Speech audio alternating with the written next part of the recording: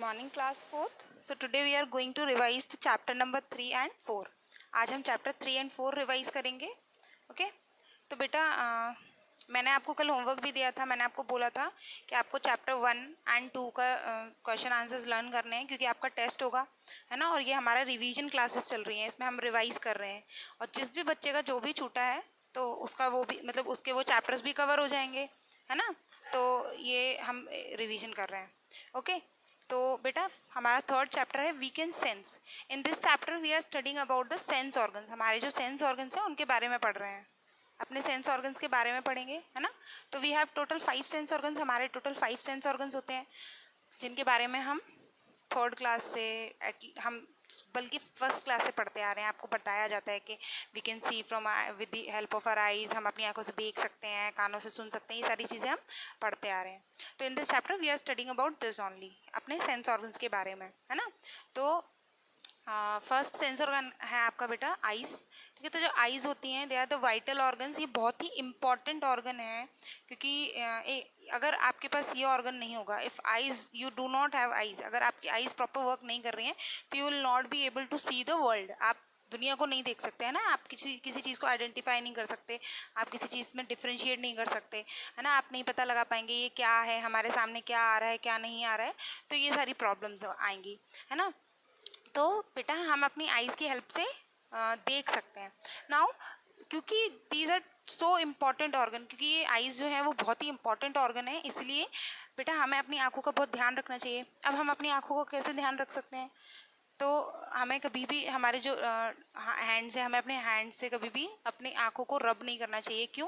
क्योंकि हमारे हाथों में जर्म्स रहते हैं और जब भी हम अपने हाथों को रब करेंगे आँखों पर तो जर्म्स जो है वो हमारी आइज़ के अंदर जा सकते हैं. आपको जब भी आपको जब भी ऐसा फील हो कि आपकी आंखों में कुछ चला गया है, so you can wash your eyes with the help of water. आप अपने आइज़ को वाटर की हेल्प से वॉश कर सकते हैं, है ना, स्प्लैश कर सकते हैं. और आपको अपनी आंखों को कभी भी रब नहीं करना है क्योंकि वो आपकी आंखों को डैमेज कर सकता है ना. क्योंकि आपकी आइज़ जो है बेटा वो बहुत ही सेंसिटिव ऑर्गन है. आप उनको अगर ज़्यादा रब करोगे या कुछ करोगे तो वो आपकी आंखों के लिए डैमेज हो सकता है. ठीक है, आपको अपनी आइज़ वॉश करने के बाद जेंटली अपनी टॉवल से अपनी आँखों को साफ़ करना चाहिए, वाइप करना चाहिए, है ना. ये नहीं आप रब कर रहे हो आँखों को, नहीं. टॉवल से आपको आँखों को रब नहीं करना है, जेंटली मतलब धीरे धीरे वाइप करना है, सुखाना है. ओके, नेक्स्ट है हमें ज़्यादा टेलीविज़न नहीं देखना चाहिए. ठीक है, क्योंकि टेलीविज़न से जो रेज़ निकलती हैं वो हमारी आइज़ को डैमेज करती हैं. तो ज़्यादा नहीं देखना चाहिए, ये बोल रही हूँ मैं. ये नहीं बोल रही हूँ कि बिल्कुल देखो ही नहीं. We should avoid watching too much television. ज़्यादा टेलीविज़न देखना कम करना चाहिए. हमें अपनी आइज़ को सनलाइट से प्रोटेक्ट करके रखना चाहिए. ज़्यादा सनलाइट को हमें मतलब सनलाइट को डायरेक्टली नहीं देखना चाहिए, सन को डायरेक्टली नहीं देखना चाहिए क्योंकि ज़्यादा लाइट जो है वो हमारी आँखों को डैमेज कर सकती है. ओके, हमें ज़्यादा ब्राइट लाइट मतलब बहुत ही ज़्यादा ब्राइट लाइट या फिर बहुत ही ज़्यादा डिम लाइट में नहीं रहना चाहिए क्योंकि अगर ज़्यादा ब्राइट लाइट होगी तो वो भी हमारी आंखों को डैमेज कर सकती है. और डिम लाइट में अगर हम कोई काम कर रहे हैं, रीडिंग कर रहे हैं, कुछ भी कर रहे हैं तो उससे हमारी आंखों पे स्ट्रेन पड़ता है. बहुत ज़्यादा मतलब हमें स्ट्रेन करना पड़ता है, उस पर ज़ोर लगाना पड़ता है जिसकी वजह से हमारी आंखें डैमेज हो सकती हैं. ठीक है तो ये सारी चीज़ें हमें ध्यान रखनी चाहिए. प्लस हमें अपनी आँखों को सही रखने के लिए विटामिन्स लेने चाहिए. आपकी आँखें जो हैं उनको विटामिन ए की बहुत ज़्यादा ज़रूरत होती है, तो हमें हेल्दी डाइट लेनी चाहिए. विटामिन ए ज़्यादा से ज़्यादा लेना चाहिए. विटामिन ए जो है आपको कैरेट में ज़्यादा मिलेगा. नेक्स्ट है आपका बेटा ईयर्स. ईयर्स जो हैं वो हमें चीज़ों को सुनने में हेल्प करते हैं. ये बहुत ही सेंसिटिव ऑर्गन है, ठीक है, और बहुत ही ईजिली डैमेज हो सकते हैं. तो हमें बहुत ध्यान रखना चाहिए कोई भी शार्प ऑब्जेक्ट जैसे पिन है, मैच स्टिक है, ये सारी चीज़ें हमें अपनी ईयर्स में नहीं डालनी चाहिए क्योंकि वो आपके ईयर्स को डैमेज कर सकते हैं और आगे चल के आप बहरे भी हो सकते हैं. आप हो सकता है आपको सुनाई देना बंद हो जाए. ठीक है, अगर हमें अपनी ईयर्स को क्लीन करना है, अपने ईयर्स को क्लीन करने के लिए हमें कॉटन बड्स यूज़ करने चाहिए. कॉटन बड्स मतलब रुई आप लगा के, और उस अगर आपके पास कॉटन बड्स नहीं है, मार्केट में कॉटन बड्स अवेलेबल होते हैं, अगर आपके पास कॉटन बड नहीं है तो आप मैच स्टिक पे रुई को लगा के उसको रुई लगा के और फिर आप उससे मतलब वो क्लीन कर सकते हैं. ओके, क्योंकि जो मैच स्टिक वगैरह ये इस टाइप की जो शार्प चीज़ें होती हैं वो आपकी ईयर्स को डैमेज कर सकती है. आपकी ईयर्स में जो कान का पर्दा जो होता है वो ख़राब हो सकता है, डैमेज हो सकता है, जिसको ईयर ड्रम बोलते हैं. और अगर ईयर ड्रम बेटा आपका डैमेज हो गया तो आपको सुनाई देना बंद हो जाएगा. हमें ज़्यादा लाउड म्यूज़िक नहीं सुनना चाहिए। ज़्यादा लाउड म्यूज़िक जो है वो हमारे ईयर्स के लिए हार्मफुल होता है ना। ईयर ड्रम जो है वो डैमेज हो सकते हैं, ठीक। और जब भी हमारे कान में कभी दर्द हो या कुछ भी हो तो हमें अपने पेरेंट्स को बताना चाहिए, ताकि वो हमें डॉक्टर के पास ले जा सकें। अगर आपके कान में कभी भी कोई इंसेक्ट चला जाए तो हमें ल्यूकवार्म वाटर मतलब होता है गुनगुना पानी लेकर अपने कानों में डालना चाहिए, और जो भी अफेक्टेड एरिया है वहाँ पे डालना चाहिए, तो जो इंसेक्ट है वो बाहर आ जाएगा। अगर फिर भी कुछ ना हो तो हमें डॉक्टर से कंसल्ट करना चाहिए। नेक्स्ट है बेटा आपका नोज़ जो है वो सेंस ऑर्गन ऑफ स्मेल है, जिसकी हेल्प से हम स्मेल कर सकते हैं चीज़ों को, ब्रीदिंग भी करते हैं, ठीक है। तो बेटा इनको भी हमें बहुत केयर करना चाहिए। तो बेटा जो आपकी नोज़ होती है उसमें हेयर्स प्रेजेंट होते हैं, है ना। वो हेयर्स का काम होता है, जब भी आप ब्रीदिंग कर रहे हैं तो एयर आपके अंदर जाएगी, और एयर में बहुत सारे डस्ट पार्टिकल्स होते हैं, है ना, बहुत सारी गंदगी होती है, बहुत धूल मिट्टी सब होती है। तो उन हेयर्स का काम होता है, जब भी आप सांस लेंगे तो जो एयर आपके अंदर जाएगी तो उसमें जो भी डस्ट पार्टिकल्स होंगे वो आपके हेयर्स में स्टिक हो जाएंगे। तो हेयर्स जो हैं वो एयर को फ्रेश करके और आपके बॉडी के अंदर जाने देती हैं, ठीक है। तो हमें अपनी नोज़ को रेगुलरली क्लीन करना चाहिए, और क्लीन करने के लिए हमें किसी भी शार्प ऑब्जेक्ट का यूज़ नहीं करना चाहिए। हम बर्ड्स, जो कॉटन बर्ड्स हैं उनका यूज़ कर सकते हैं, ठीक है। और जब भी जहाँ पे ज़्यादा पोल्यूटेड एरिया हो तो वहाँ पे हमें हमेशा हैंकरचीफ का यूज़ करना चाहिए। हमें अपने फेस को, अपनी नोज़ को कवर करके रखना चाहिए, ताकि हमारी बॉडी के अंदर ज़्यादा पोल्यूटेड एयर ना जाए, क्योंकि वो हमारे लिए प्रॉब्लम क्रिएट कर सकती है, अस्थमा वगैरह ये सारी चीज़ें प्रॉब्लम हो सकती हैं। और नेक्स्ट है आपका टंग जो है वो आपको टेस्ट और स्पीक मतलब बोलने में हेल्प करती है ना। बेटा आपके जो टंग में अगर कोई इन्फेक्शन हो जाए तो वो आपके डाइजेस्टिव सिस्टम में बहुत तरीके की इन्फेक्शंस क्रिएट कर सकती हैं। आपका खाना डाइजेस्ट नहीं होगा, फूड पॉइजनिंग हो जाएगी, ये सारी चीज़ें हो जाएंगी। तो आपको अपने टंग जो है उसको क्लीन रखना चाहिए टंग क्लीनर की हेल्प से। जब भी आप ब्रश कर रहे हैं तो टंग क्लीनर की हेल्प से आपको अपनी टंग को क्लीन करना चाहिए, है ना। प्लस आपको ज़्यादा गर्म चीज़ें अवॉइड करनी चाहिए। अगर आप ज़्यादा गर्म चीज़ें पिएंगे या खाएंगे तो आपके जो टेस्ट बड्स हैं वो बर्न हो जाएंगे, आपकी जो टंग है वो बर्न हो जाएगी। तो ऐसा भी हो सकता है कि कुछ टाइम के लिए आप अपना टेस्ट जो है वो खो दें। ऐसा बहुत बार होता है ना, आप जब कोई गरम गरम चीज़ खा लेते हैं तो आपको किसी चीज़ का टेस्ट ही नहीं आता है फिर, है ना। तो हमें ज़्यादा गर्म चीज़ें अवॉइड करनी चाहिए। नेक्स्ट है आपका स्किन बेटा। स्किन जो है वो हमें चीज़ों को फील करने में हेल्प करती है, मतलब सर्दी है, गर्मी है, कोई चीज़ ठंडी है, गर्म है, कैसी है, ये सारी चीज़ें हम फील करते हैं with the help of skin, okay.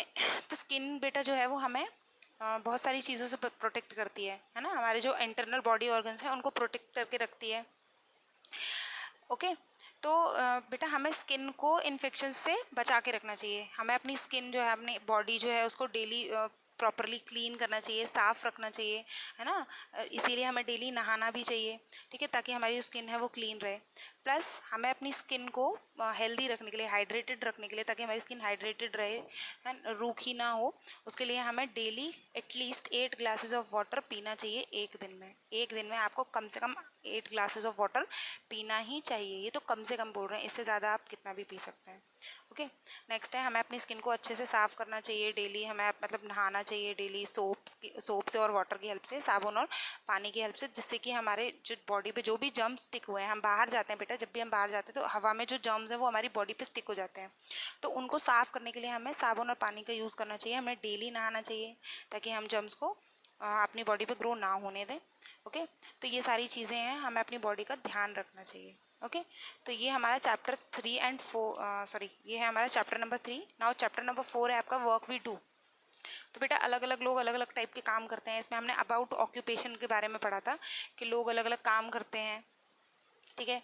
कुछ लोग अपनी नीड्स को फुलफ़िल करने के लिए काम करते हैं, कुछ किसी पर्पज़ से काम करते हैं, कुछ लोगों की हेल्प करने के पर्पज़ से काम करते हैं। तो ये सारी चीज़ों के बारे में हम इसमें पढ़ेंगे। तो बेटा हमें अपनी लाइफ को स्मूथली रन करने के लिए बहुत लोगों की ज़रूरत पड़ती है ना। बहुत चीज़ों की ज़रूरत पड़ती है, व्हीकल्स की ज़रूरत पड़ती है। अगर हमें एक जगह से दूसरी जगह जाना है तो हमें व्हीकल की ज़रूरत पड़ेगी। अगर हम बीमार हैं तो हमें डॉक्टर की ज़रूरत पड़ेगी। और ये सारी चीज़ों के लिए हमें किस चीज़ की ज़रूरत पड़ेगी बेटा? मनी, है ना। We need money, okay. Education के लिए हमें मनी की ज़रूरत है, या कोई भी चीज़ है, हम बीमार हैं तो हमें डॉक्टर को दिखाने के लिए मनी की ज़रूरत है। तो बेटा लोग जो हैं ये सारी नीड्स को फुलफ़िल करने के लिए काम करते हैं। They work for earning money, ठीक है। मनी अर्न करने के लिए लोग काम करते हैं। और जब कोई भी पर्सन मनी अर्न करने के लिए काम करता है तो उसको हम बोलते हैं ऑक्यूपेशन, ठीक है। Any work which helps us in earning money उसको हम बोलते हैं ऑक्यूपेशन। तो चाहे आप टीचर हो, कुछ भी हो, तो आप एक ऑक्यूपेशन में हो, ठीक है। नाउ इसमें हमने अलग अलग ऑक्यूपेशंस के बारे में पढ़ा, टीचर के बारे में पढ़ा। तो बेटा जो टीचर होता है वो स्कूल में आपकी हेल्प करता है, आपको वैल्यूज़ सिखाते हैं, है ना। और वो आपकी जो सक्सेसफुल लाइफ जो स्टार्ट होती है उसका फर्स्ट स्टेप आपका टीचर ही होता है, आपको सारी चीज़ें सिखाता है ना, कि आपको किस तरीके से अपनी लाइफ में आगे बढ़ना है। नेक्स्ट है बेटा डॉक्टर। डॉक्टर जो है वो आपको हॉस्पिटल्स में मिलेंगे और वो पेशेंट्स को एग्जामिन करते हैं, उनको दवाइयाँ देते हैं, उनको ठीक करते हैं।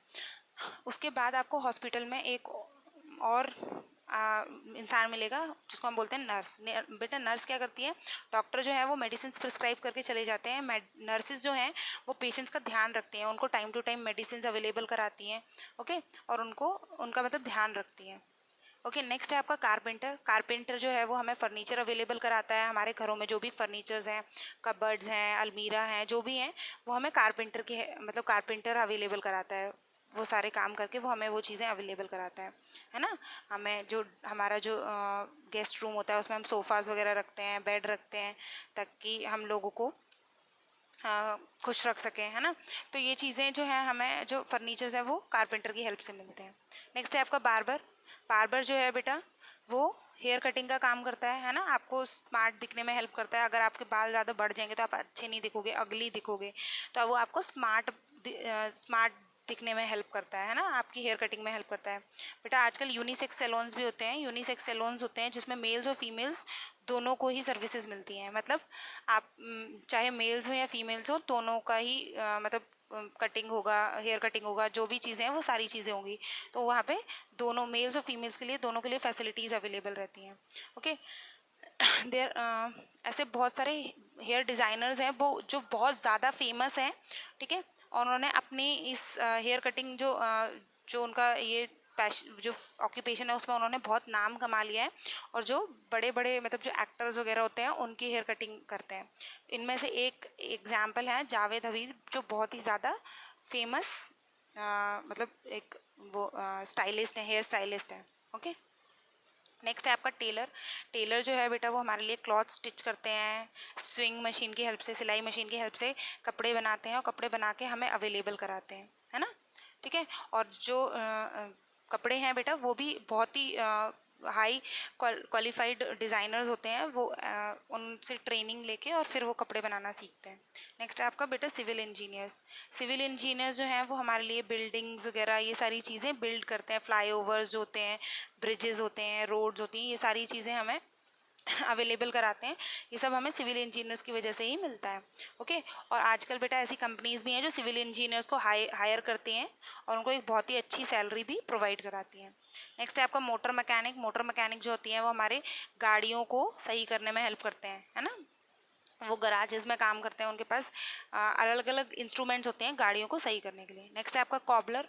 कॉबलर जो है वो बेटा हमारे जूतों को रिपेयर करता है, हमारे जूतों को पॉलिश करता है ना। उसके पास कुछ इंस्ट्रूमेंट्स होते हैं जैसे नेल्स, कीलें और धागे वगैरह, ये सारी चीज़ें होती हैं जिसकी हेल्प से वो हमारे जूतों को या जो जूते हैं, स्लीपर्स हैं, उनको रिपेयर करता है, ओके। नेक्स्ट है आपका इंडस्ट्रीज़। बेटा इंडस्ट्रीज़ जो हैं वो रॉ मटेरियल्स लेके और कुछ नई नई चीज़ें बनाते हैं, जैसे आप पेस्ट है ना, कॉलगेट वगैरह, ये सारी चीज़ें यूज़ करते हैं, तो ये इंडस्ट्रीज़ में बनती हैं।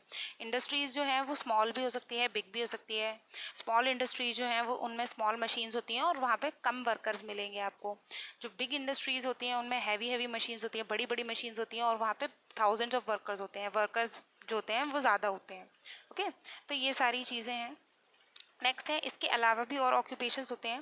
There are some other occupations who provide their services and make our life more comfortable, जो हमारी लाइफ को कंफर्टेबल बनाने में हेल्प करते हैं। जैसे पोस्टमैन है बेटा, पोस्टमैन जो है वो आपकी चिट्ठियों को एक जगह से दूसरी जगह पहुंचाता है ना।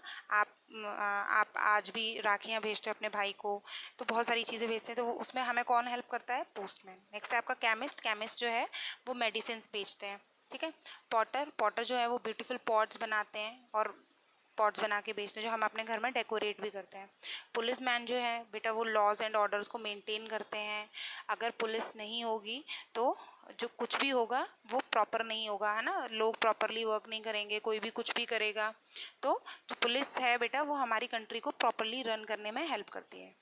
नेक्स्ट है some people are in the occupation of cattle farming. बहुत सारे लोग जो हैं वो कैटल फार्मिंग चूज़ करते हैं। कैटल फार्मिंग में बेटा कैटल्स की रियरिंग करी जाती है, कैटल्स को पाला जाता है, एनिमल्स को पाला जाता है और उनसे अलग अलग चीज़ें ली जाती हैं। जैसे काऊ गोट वगैरह है तो उनको मिल्क के लिए यूज़ किया जाएगा, मीट के लिए यूज़ किया जाएगा या लेदर के लिए यूज़ किया जाएगा। तो ये सारी चीज़ ये भी एक ऑक्यूपेशन है कैटल फार्मिंग का। ठीक है, तो ये हमारा चैप्टर था 3 एंड 4। कल हम रिवाइज करेंगे चैप्टर 5 एंड 6। ठीक है, कल हम चैप्टर 5 और 6 रिवाइज करेंगे। आपको आज चैप्टर 3 एंड 4 को लर्न करना है और प्रिपेयर करना है टेस्ट के लिए। Thank you.